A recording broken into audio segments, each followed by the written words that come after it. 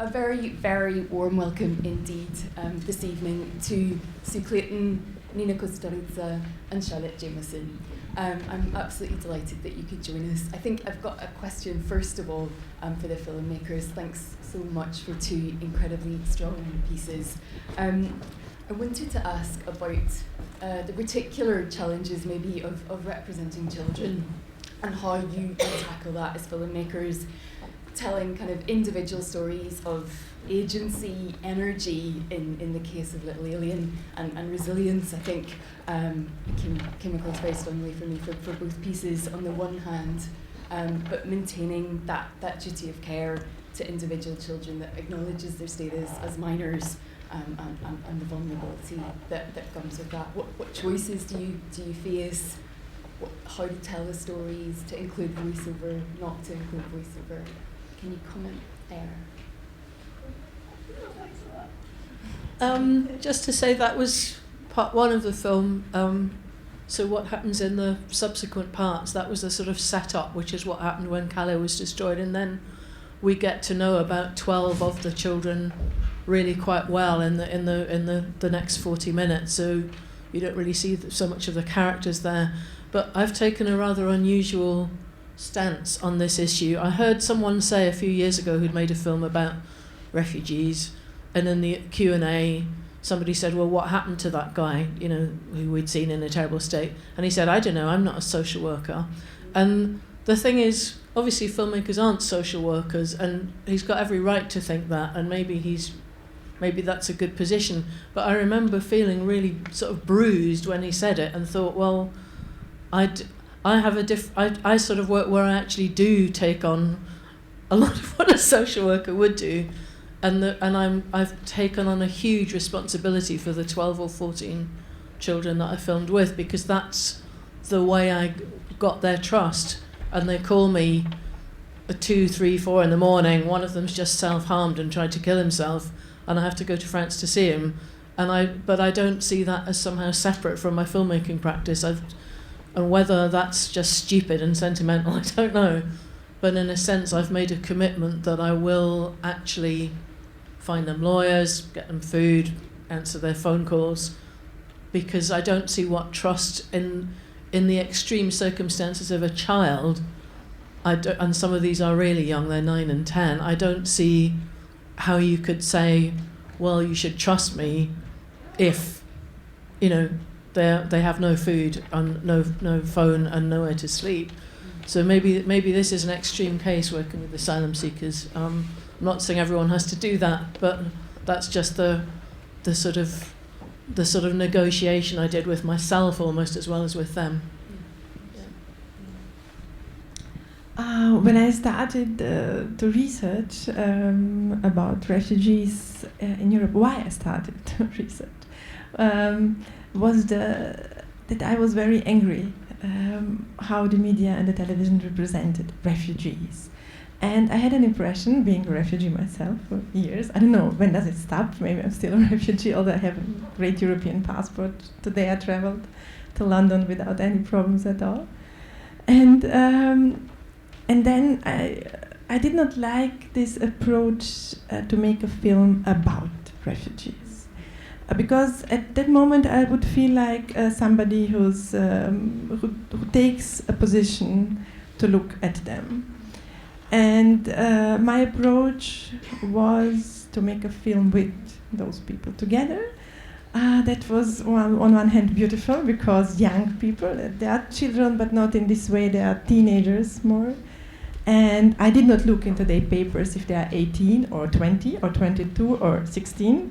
At the beginning I thought maybe it is important because I'm making a film about young people without parents fleeing to Europe. But then I thought, that's not important. I'm not an Austrian authority.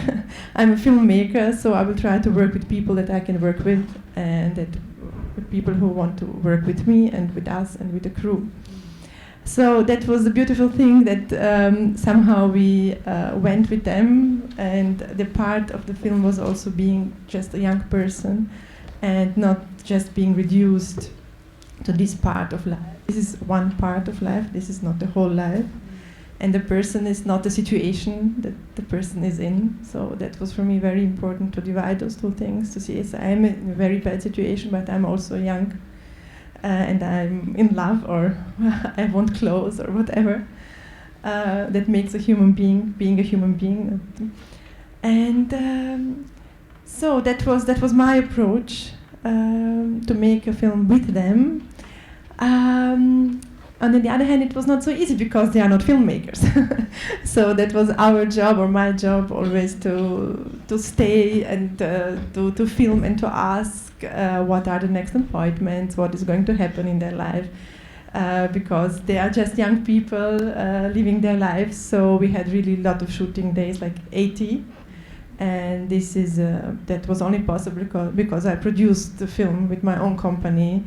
No producer in Austria would produce 80 shooting days for a documentary of this size. Yeah. Thanks so much.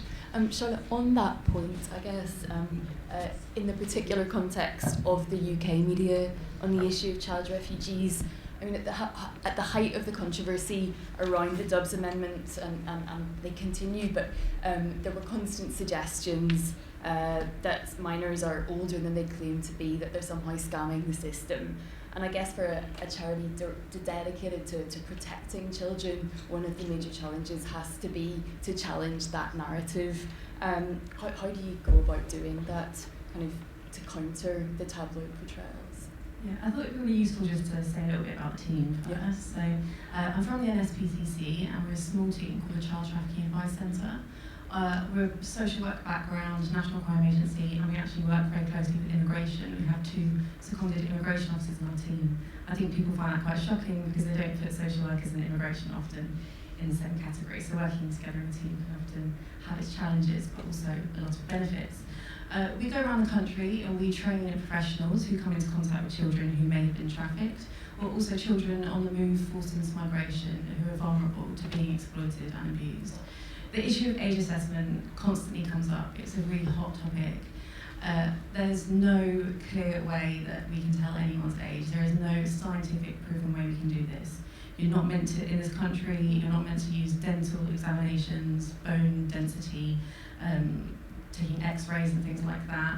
I know in France that's something that's still commonly practiced, but there is no set way to do that. So it's really hard, and we're constantly trying to challenge professionals because we very much go about doing age assessments in a Eurocentric way. We think about childhood from our point of view and how we think a child should be. But actually, these children have had very different experiences to the children in our country. So it may be that at the age of 4, they witnessed serious human rights violations. They may have seen their families killed. That might age them in a different way to how a British child would age. It's really important that we look at the whole picture. And then the other point I would also make to that is that when a young person turns 18 on your 18th birthday, you don't stop becoming vulnerable. You know, this is just a number. You're still a very vulnerable young person, and I got that from your film as well. Regardless of the date you were born, you're still young, you're still on the move, and you're still very vulnerable to abuse and exploitation. Can I just add to that? The boy you see, just that you begin to get to know Yumani in my film, he was 13. And he looks like a bright little, child. He looks like a kid. That's a very open, childlike, sort of amiable face. And I tracked those kids for nearly a year, and I filmed him 3 or 4 times. And when I saw him, by the time they'd been taken out of the camp, they'd been abused, he'd been hit, he'd been kept by the French because the British wouldn't take him. He was hit by a French care worker for asking for food. He travelled back to Calais, and he lived rough. And when I finally saw him in Calais 10 months later, I actually didn't recognise him at all because he was 13, 14, but he had actual lines. His face was lined like an old person, and there was something about his manner that you could have looked at him and thought he was in his 20s. And I when people say ages, like you just said, you think, oh really? But I actually saw that, and then he hasn't waited for our big court case. Him and his friend came to Britain on a truck illegally, and I'd just seen him in foster care, and he's actually reverted back, and now he's a sort of kite-flying, school-going, bright, chirpy school kid again. And if I hadn't actually seen that with my own eyes, I really couldn't have believed that could be possible. So I completely agree with what you're saying. Nina, do you have anything to feed in there? Or? Okay. Were there points in making the films where you felt that you had to stop filming because of concerns that the person might be compromising themselves and their chances of asylum application, or things that you chose not to include in the final cut for the same kinds of motivations? And I'm thinking of that scene between the Somali woman in Little Alien, where there's the concern that the telephone might somehow be bugged, the state listening in. It's a very big question because when you enter a space room with a camera, you change the reality at this moment. So there's a big illusion that we make documentaries and we see something that's happening this way when we are not there. So that's something we want to believe when we go to cinema, but in reality, we always change it because we are there and people are aware, if we are not filming through a hole, that there's a camera. So that was very important for me also to agree with young people and to talk with them to see we are here and everything we film we want to use afterwards. So you have really to say okay, and you have 2 days time afterwards to tell me if you don't want to have a scene in a movie, but later it's too late because I will invest a lot of time in the editing, and that was our agreement. And later on, after the premiere, one guy said, "No, why did you have this scene in the movie?" And I said, "You did not say. We had some scenes with no goals, and it was the scene that was green-lighted by you, so why did you say that?"